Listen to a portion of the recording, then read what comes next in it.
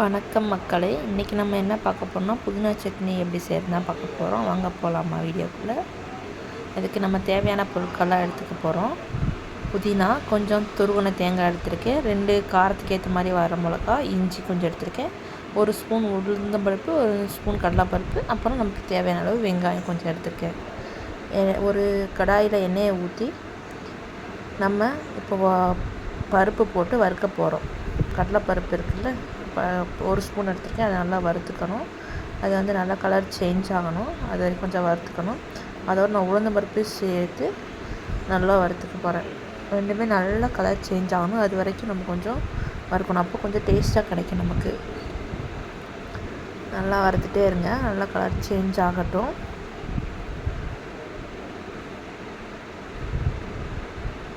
பாருங்கள், லைட்டாக சேஞ்ச் ஆகுது, தெரியுதா உங்களுக்கு? ரொம்ப கருக வெட்டக்கூடாது. லைட்டாக சேஞ்ச் ஆனதுக்கப்புறம் நம்ம வர மிளகாய் வந்து ஆட் பண்ண போகிறோம். அதோட இஞ்சியும் ஆட் பண்ண போகிறோம், வெங்காயத்தையும் ஆட் பண்ணிக்க போகிறோம்.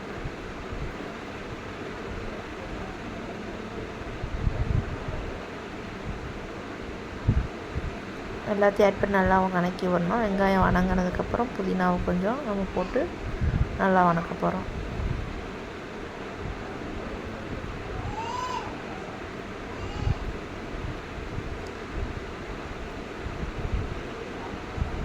புதினா நல்லா வணங்கிடுச்சு பாருங்கள். இதுக்கப்புறம் நம்ம தேங்காயை வந்து உள்ளே சேர்த்துக்க போகிறோம்.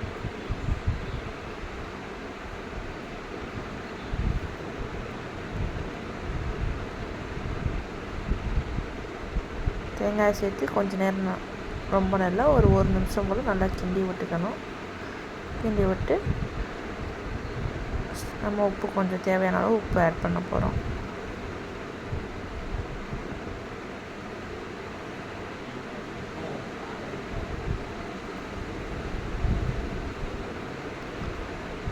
இப்போ அவ்வளோதான், நம்ம அரைச்சி எடுத்தோம்னா நம்மளோட புதினா சட்னி ரெடியாக போகுது. உங்களுக்கு பெருங்காயத்தூள் வந்து கொஞ்சம் போட்டுக்கோங்க. அவ்வளோதான், புதினா சட்னி ரெடி.